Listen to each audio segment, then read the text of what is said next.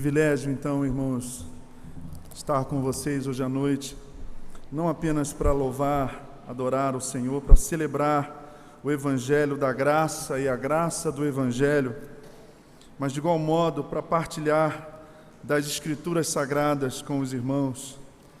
E sempre que prego, eu me lembro daquela fala do apóstolo num outro contexto, no contexto eucarístico, no contexto da ceia do Senhor, quando Paulo diz: o que recebi do Senhor, isso também vos entreguei.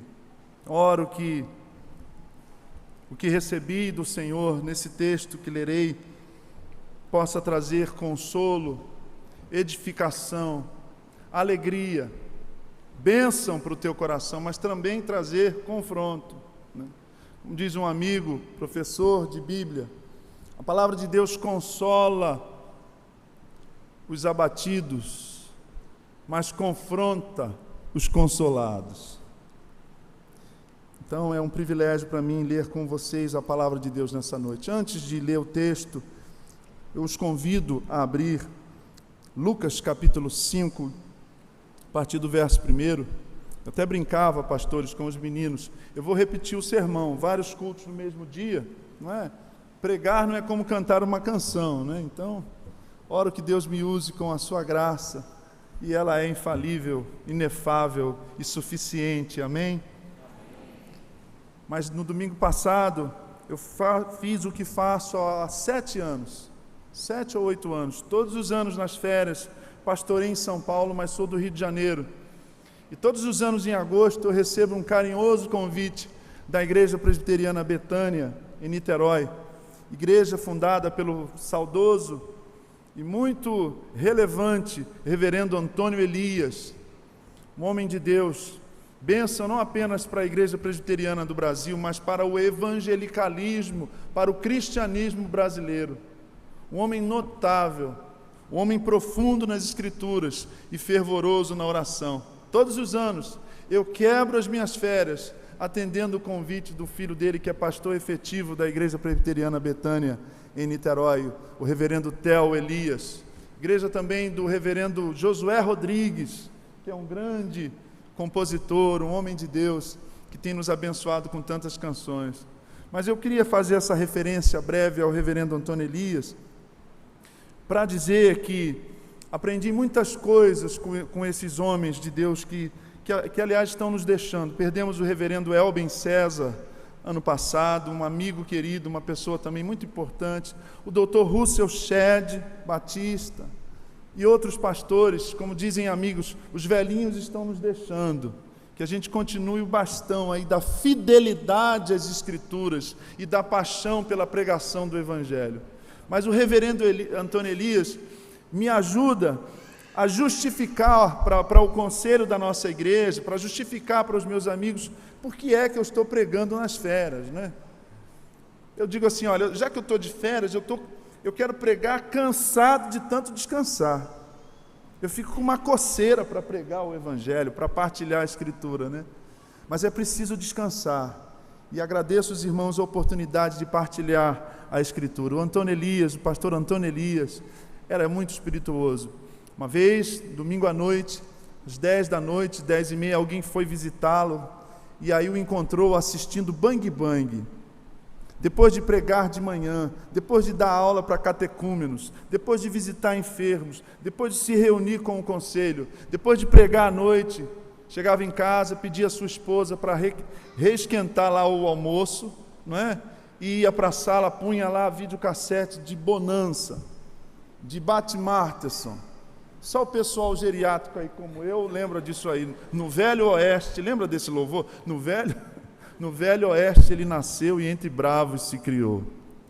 E aí esse visitante espirituoso provoca o reverendo Antônio Elias dizendo: pastor, mas como assim? Depois de pregar, depois de fazer todos esses ofícios pastorais, pastor, agora o reverendo fica aí assistindo Bang Bang, gente morrendo. Ele fala: filho, isso é para desigrejar.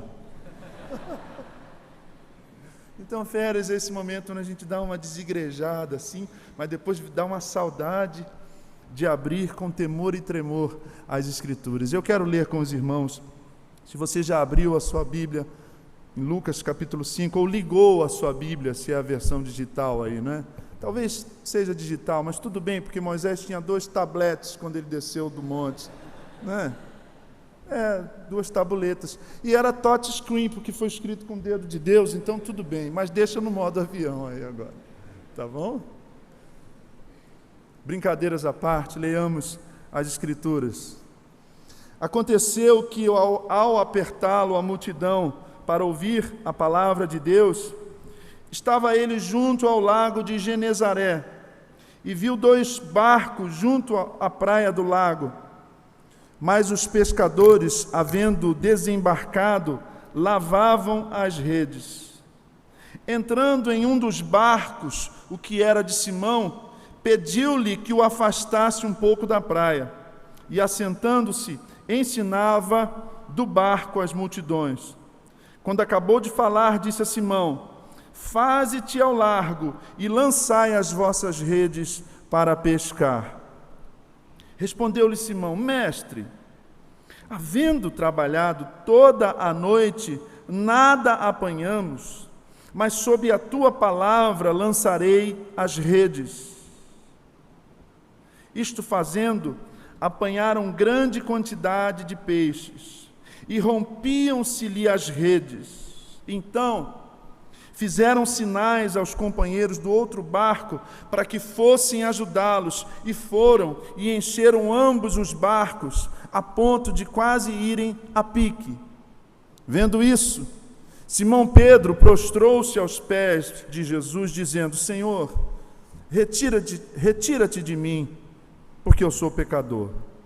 Pois à vista da pesca que fizeram, a admiração se apoderou dele e de todos os seus companheiros, bem como de Tiago e João, filhos de Zebedeu, que eram seus sócios.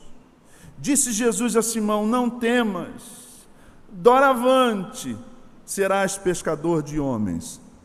E arrastando eles os barcos sobre a praia, deixaram tudo e o seguiram. Amém. Que a palavra do Senhor enriqueça a nossa vida cristã, a nossa comunhão com Ele e o nosso discipulado. Queridos, eu amo esse texto.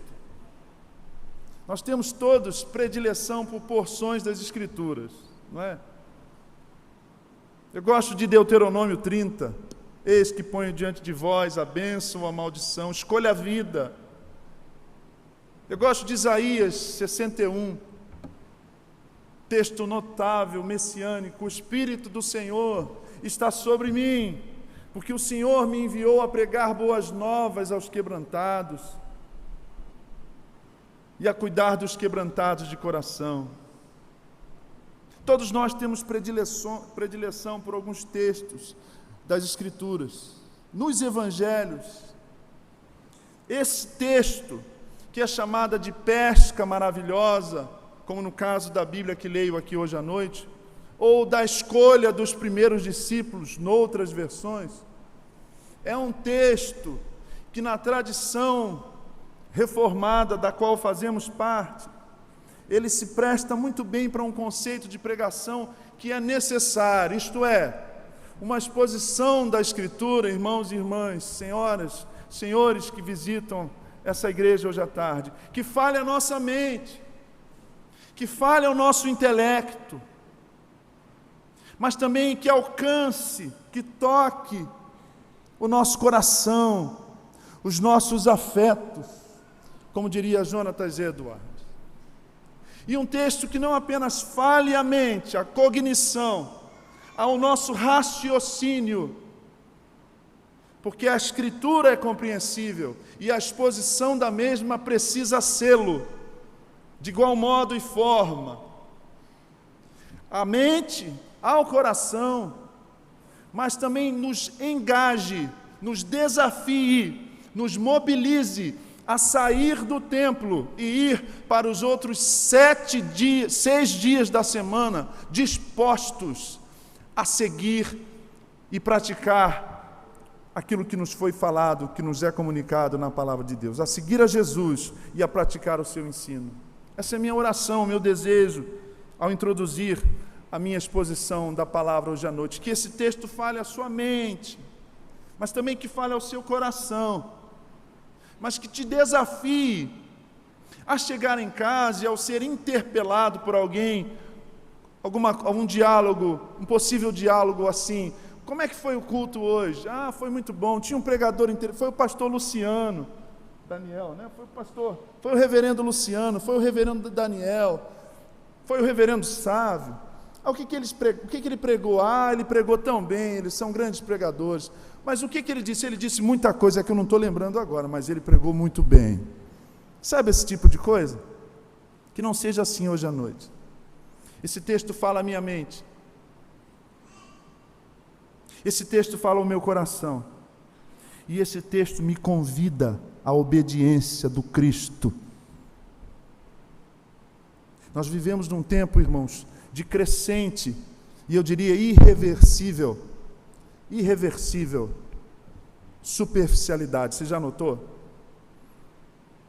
Superficialidade é a marca do tempo que vivemos. Os relacionamentos são cada vez mais superficiais. Eu, que não sou tão velho assim, meu filho de 9 anos diz que eu sou pré-idoso. Que coisa, ter um herege desse em casa, né? 48, pré-idoso, né? Que ignomínia, né? Ele é muito espirituoso, Pablo. Mas eu que não sou tão idoso assim, pedi permissão aos pais das poucas e pobres namoradas que resolveram aceitar o meu convite para namorar. Até que minha esposa me salvou disso, né? Porque era difícil. Você tinha que pedir permissão para namorar. Gaguejava tudo, né? O tempo todo, suava. Aí depois você não pede mais permissão, aí agora já está namorando sem compromisso, aí depois virou estou ficando com, não é? Os relacionamentos são cada vez mais superficiais. Diria um sociólogo que faleceu ano passado, Bauman, é um tempo líquido. Você é dessa igreja? Não, estou indo naquela igreja. Estou indo àquela igreja como estou ficando com fulana ou com fulano. É a liquefação dos compromissos. Você era CLT, não é? Ou não era. Hoje tem um monte de tipo de vínculo empregatício. O sujeito falou assim: eu sou sócio dessa empresa. Eu falei: rapaz, eu não sabia que eu era amigo de um milionário. Não, mas eu sou sócio de 0,0000. Tudo está se liquefazendo. Você entra no elevador, você pega um elevador, né, com aquele vizinho que você conhece de vista, que é uma expressão estranha, conhecer de vista, né? E aí você tem 4,5 segundos de constrangimento no elevador. É só em São Paulo que acontece isso? Não, aqui também. E aí você vira para o lado e você profere, começa aquela conversa absolutamente profunda, né? Tá calor hoje, né? É o máximo que a gente se permite. Você mora num prédio por anos, durante anos, e você conhece as pessoas de vista, e o máximo que a gente fala é: tá calor, tá quente. O esporte ganhou hoje. Se fosse no Rio, ia falar do Flamengo, né? Superficialidade. Quando eu leio esse texto, ele não é um texto de conteúdo simbólico ou analógico como as parábolas, ou de metáforas como os salmos, né, e os profetas. Mas eu queria ler esse texto de modo devocional hoje à noite. Jesus está à beira da praia, Jesus está pregando. O Lucas, ele é um historiador. Ele diz: fiz o primeiro relato, excelentíssimo Teófilo. Ele fala bem, ele é articulado, ele é detalhista, mas ele nos furta de alguns detalhes. Ele não diz o conteúdo da pregação de Jesus, ele não diz quantas pessoas estavam ali, mas ele diz, verso 4, que quando Jesus acaba de falar, ele diz a Simão: faze-te ao largo. Noutras versões, é assim: vá para onde as águas são mais profundas, vai para o mar aberto, saia da beira da praia, vem para a profundidade. Então, devocionalmente, a gente está começando o ano, não é, irmãos? E a gente faz essas promessas de ano novo, voltar à academia. Mentira, você não vai voltar, né? Brigar menos com a minha sogra, outra mentira, né? Aceitar o meu cunhado, né? Mas eu tenho lido esse texto esses dias, e se eu posso fazer uma lista de resoluções, eu começaria assim. Eu sei que a gente já está acabando janeiro, né? Isso funciona bem nos primeiros dias de janeiro. Sair da beira da praia. Sair da superficialidade da religião e ir para a profundidade do discipulado e da obediência de Jesus de Nazaré. Você vem comigo nessa proposta? Quem é Simão? Simão ainda não é discípulo de Jesus. Ele é um empreendedor, ele tem um negócio pesqueiro.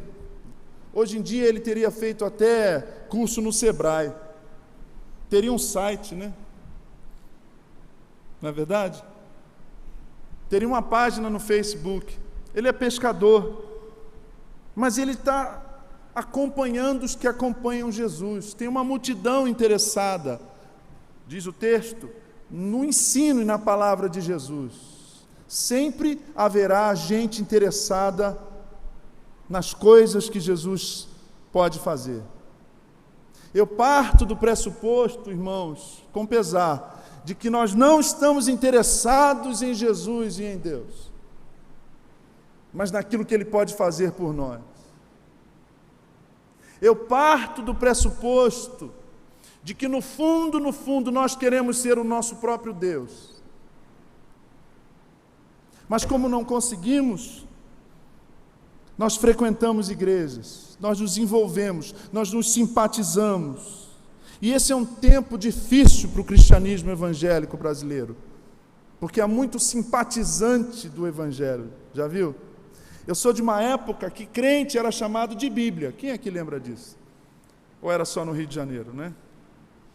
Agora é interessante, né? Hoje a gente não é mais chamado de Bíblia. Por quê? Talvez pelo fato de que não leamos mais a Bíblia. A gente gasta mais tempo postando foto do nosso pé no Instagram. Cheguei em casa. Isso é tão relevante assim, não é, irmãos? A gente gasta tanto tempo nas redes sociais e pouquíssimo tempo com a Escritura. Outro dia um teólogo, amigo meu, disse assim: rapaz, eu disse lá na igreja, irmãos, vocês querem um bom lugar para guardar dinheiro? Guardem no livro de Obadias. Você acha que alguém vai procurar lá no livro de Obadias? A gente não lê mais Bíblia. Há um analfabetismo bíblico, teológico, crescente no chamado movimento evangélico brasileiro e que começa a se aproximar das igrejas históricas. Superficialidade. A superficialidade é a maldição do nosso tempo. Você liga a TV, programa de auditório, é a subestimação máxima da inteligência. Você assina a TV a cabo para ter um conteúdo melhor e continua. Você liga num programa evangélico, à exceção do reverendo Hernandes Dias Lopes, não tem nada que nos edifique. Superficialidade. A música popular brasileira já nos deu Tom Jobim, não é? Já nos deu Luiz Gonzaga, Chico Buarque de Holanda. E hoje a gente liga e eu não posso nem citar nesse púlpito que a gente ouve no rádio. A mediocridade, a superficialidade, que nessa leitura devocional que faço hoje à noite, pode ser pensada como essa beira da praia. Pedro é simpatizante. Aliás, não é Pedro ainda, é Simão, filho de Jonas. Ele até cede o barco dele para Jesus. Ele é favorável à causa de Cristo. Ele está junto dos que estão junto de Jesus. Até que Jesus o percebe na multidão e o desafia a sair da beira da praia e ir para águas profundas. O fato é que essa ordem, essa orientação de Jesus, esse imperativo do Mestre, dizia respeito a uma crise de Simão. O texto nos diz também que ele pescara, lançara a rede a noite inteira e não apanhara nada. Você já notou que nós temos 3 áreas críticas na vida? Casamento e família, carreira e finanças, e saúde. Tem muita gente na beira da praia que acha que cristianismo é para ficar aqui. Mas o cristianismo que brota desse texto, a vida cristã que emerge dessa narrativa, é uma vida cristã que tem a ver, irmãos, eu insisto, com os outros 6 dias da semana, com o modo com o qual eu me relaciono com a minha esposa e com as crianças, com a forma como eu ganho e gasto dinheiro. A superficialidade religiosa nem toca nessas questões. Dinheiro. A gente gasta, disse um pensador francês, pastores, um dinheiro que não temos, para comprar coisas que não precisamos, para impressionar gente que nós não gostamos, de quem não gostamos. Palmas para nós. Compramos coisas, gastamos um dinheiro que não temos, para comprar coisas que não precisamos, para impressionar gente de quem não gostamos. Como é que o cristianismo pode afetar essa área crítica da nossa vida? Finanças, carreira. Simão estava angustiado, ele não tinha cartão de crédito, irmãos. Ele precisava de peixe. E aí o texto começa a falar não apenas à mente, mas ao meu coração. Ele reage como muita gente reage ao ser confrontado por Jesus a sair da superficialidade, da mediocridade, da religiosidade, da beira da praia. Leia-se domingo, leia-se templo, leia-se comodismo religioso, e ir para as águas profundas de um discipulado que transforme a minha cosmovisão, de um discipulado que transforme o meu relacionamento com os meus funcionários. Eu sou professor. De um discipulado que me faça capaz de interromper uma aula de linguística, de literatura brasileira e pregar o Evangelho sem medo de ser demitido. De um discipulado que sai da zona de conforto da religião. Pedro sente e reage e se coloca e tem uma reação muito parecida com o que eu já tive. Mestre, olha o que ele está dizendo, mestre, havendo trabalhado, verso 5, toda a noite, nada apanhamos. Sabe o que subjaz aqui, irmãos? Sabe o que está subtendido aqui? Primeira coisa que eu diria é, se ele fosse pernambucano, ele ia dizer, mestre, né? Mas como eu sou carioca, mestre, eu sou pescador, você é carpinteiro. Como assim, Jesus, você entende dessas áreas críticas da vida? Teu negócio é o céu. Teu negócio é teológico. Teu negócio, pastor, é nos ensinar a fé dos apóstolos, os catecismos. Por favor, pastor, já ouvi isso. Eu só estou aqui nesse gabinete porque minha esposa me obrigou. Eu não tenho nada para ouvir de ti a respeito do meu casamento. O Pedro tem esse baque, o Simão tem esse baque, mas ele faz aquilo que muitos outros já fizeram ao ouvir o convite para a salvação. Responde responderam com obediência e fé. Mas o Senhor está mandando: sobre tua palavra eu lançarei a rede. Como estão essas áreas críticas da sua vida? Seu relacionamento familiar, o diálogo com os seus filhos.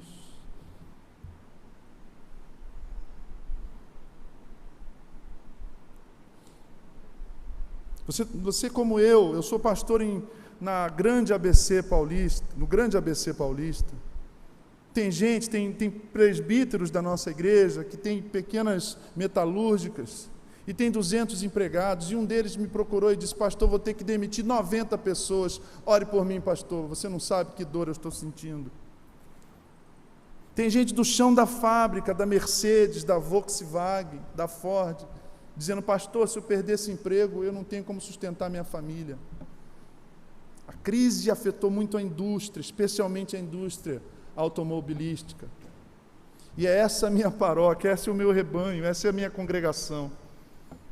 E eu tenho dito lá: queridos, esta não é a nossa primeira crise, e nem será a última, mas o Senhor continua soberano da história e das nossas vidas. Eu creio na providência divina, você crê também? Eu creio num Deus que é soberano sobre tudo e sobre todos, que levanta reis e derruba reis, que usou Ciro meu servo. Já pensou? Como é que você olha para essa área crítica e para esse ano? Está como Pedro, está borocochoco, meio barro, meio tijolo, arrastando a asa, está aqui, mas a cabeça está longe. Queridos, Jesus de Nazaré, o Cristo, está aqui, e Ele vê a sua angústia, Ele vê a minha angústia. O Senhor Jesus não fulaniza nenhum de nós, Ele nos pessoaliza, Ele sabe das nossas noites mal dormidas, e Ele tem uma palavra de consolo. A palavra final sobre pesca e sobre quaisquer assuntos que dizem respeito à vida humana e a toda forma de vida, vem dos lábios daquele que criou a vida, o Senhor do Gênesis e do Apocalipse, Cristo Jesus ressurreto e poderoso. Diga amém. Então, o convite, o desafio: creia, creiamos, saiamos da beira da praia. Vamos crer que o cristianismo, vamos crer que a mensagem evangélica, vamos crer que o ensino de Jesus de Nazaré é transformador de todas as instâncias da vida, da sociedade. Abraham Kuyper, homem de Deus, bradou, e a sua voz continua a ser ouvida: não há 1 centímetro sequer nesse universo a respeito do qual Jesus não diga: é meu. Cristo Jesus é o Senhor de tudo e de todos. Vamos sair então dessa vida de beira da praia. Vamos começar o ano, irmãos. Vamos para fevereiro já, não é? Já começamos. Semana que vem eu volto ao gabinete, ao púlpito, né? À visitação, ao ensino. Vamos mergulhar na oração, na devoção. Como diz aquele velho hino: preciosas são as horas na presença de Jesus. Intimidade com Cristo, intimidade com a Escritura, serviço sacrificial, submissão mútua, um cristianismo bonito, um cristianismo encarnado que faça diferença na sociedade, porque o nosso país precisa disso, a nossa família precisa disso, de crentes que creiam. Parece uma contradição de termos, né? Crentes que creiam.